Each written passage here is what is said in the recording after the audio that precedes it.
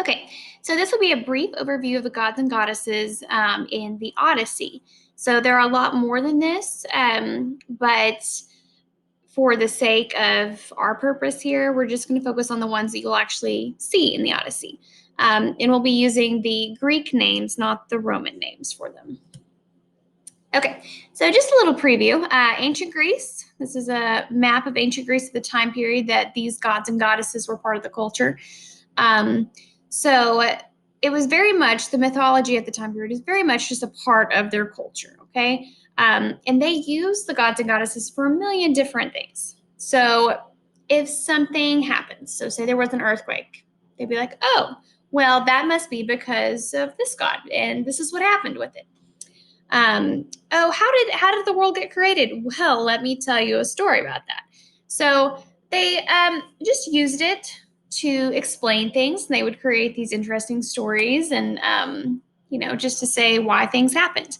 It also kind of governed the rules for society at the time, which you will see as we're going through this. It's very different from, at some points, it's very different from our morals that we have today, especially with marriage and, the gender roles, what's acceptable for men to do versus women, and what it's okay for spouses to do in general. They've changed a little bit.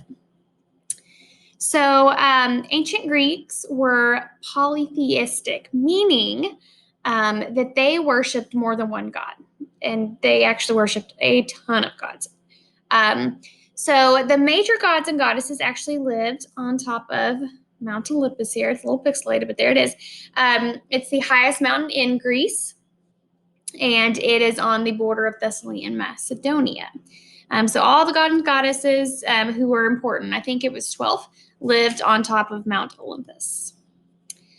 So in general, you would have a lot of stories floating around where the gods intervened in the lives of humans. So you have Prometheus and the fire, and then you have Hades falling in love with Persephone, who he kidnaps, which, by the way, we do not condone, and he forces her to be his wife. So they use these myths to explain the unknown, kind of like I said before, just anything that they didn't know the answer to, they created a story using a god or goddess to explain. And, just like a lot of our fairy tales that we have, that we read to children, they were there to teach a lesson of some sort, okay? So myths in general represented both religion and science to the ancient Greeks. So, the science part would come in like creation, or why did that earthquake happen? That would be the science part, but they obviously worship these gods. And you can see in the picture here, this is the temple of Zeus in Greece, what's left of it. It was destroyed many times by Jewish rebellion or rebels because, the Jews are monotheistic. They only worship one God. And so they found this to be very offensive because, this is not their one God. And people were coming to this temple to worship. So, these Greeks, the Greek gods and goddesses, they were both religion and science. It wasn't just one thing. So starting off with the most important, he would probably think so anyway, is Zeus.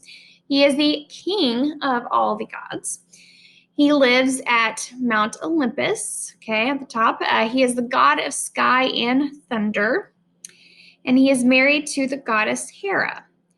He has a lot of symbols, and they all do, but these are the main ones. The lightning bolt is his signature, I would say, and then the eagle, the bull, and the oak tree are also representative of Zeus.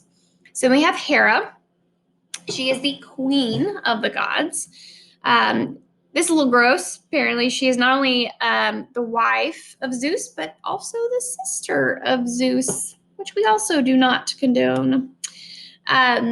She is the goddess of marriage and birth. So this will be where some of the worship came in. So if you were wanting to have a baby, then you would pray to Hera to let you have a child, So that was kind of her purpose.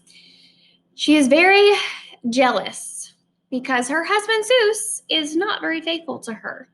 And obviously for good reason, she would be a little upset about that, and she'd get jealous, and she's a little into seeking revenge. And her symbols are the diadem, this little thing right here, scepter, pomegranate, peacock, and cow. Okay, Poseidon. He is the god of the sea, which I think most people know that, but also earthquakes, storms, and horses, lesser known. He apparently is very bad-tempered, moody, and greedy, so not the nicest guy.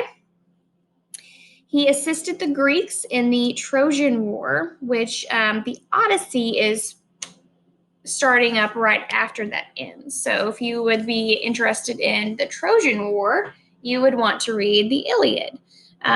But he was involved in that. He has a grudge against Odysseus in the Odyssey, and he's probably one of those gods you don't want to get on the bad side of because, you know, in this time period, especially if you remember the ancient Greece map, you know, they were seafaring people and you wanted the god of the ocean to be on your good side. Symbols are the trident, this thing right here that he's holding, fish, and dolphin.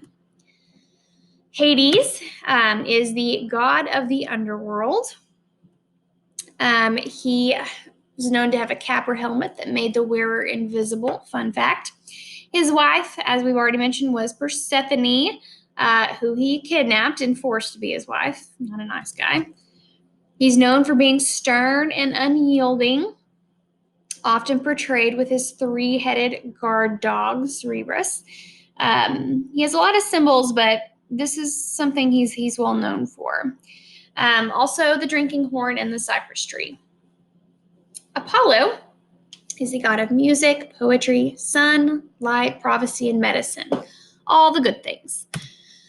He is one of the gods that does live at Mount Olympus. Not all of them do, but he does. He is Artemis's twin brother. We will get to Artemis in a little bit. Hermes created a lyre for Apollo, and it kind of became what he was known for. So this is his lyre over here. He aided Paris in killing Achilles in the Trojan War. Once again, that's, you know, the Iliad's storyline there. He's athletic, youthful, handsome guy. And his symbols are, of course, the lyre, the laurel wreath, python, raven, bow, and arrows, which you can kind of see behind him there. Then we have Artemis. She is the goddess of the hunt, wilderness, wild animals, the moon, and chastity, the daughter of Zeus and Leto.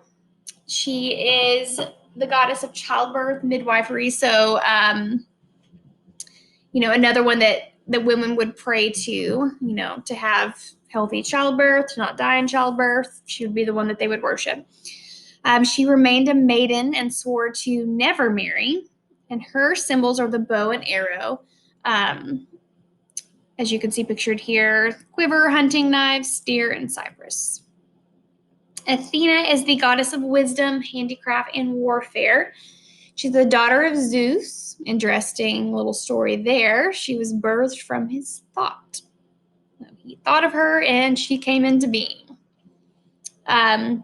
She is the patron and protectress of Athens, which is a big city in ancient Greece.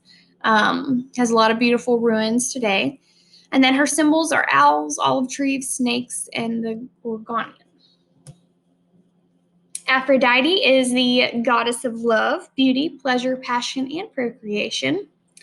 She is married to Hephaestus, who was the one that created all the weapons, basically, for the gods. Seems to be a trend here, not faithful to her husband. So she has that in common with her father, who is not faithful to his wife. Her symbols are the myrtles, roses, doves, sparrows, and swans. Hermes is the herald of the gods. So he is the protector of human heralds, travelers, thieves, merchants, and orators. How nice of him to protect the thieves, right? He moves quickly between mortal and divine with his winged sandals here. You can see depicted in the picture. He plays the role as a soul guide and conductor of souls in the afterlife. His symbols are the Herma, rooster, tortoise, satchel, winged sandals, and winged cap. Ares, the god of war. He is the son of Zeus and Hera. He represents physically violent and untamed aspect of wars. He is the personification of sheer brutality And Ares represents the Trojans in the Trojan War. So once again, referring back to the Iliad, which is happening before the Odyssey starts, he was involved in that. He was on the Trojan side.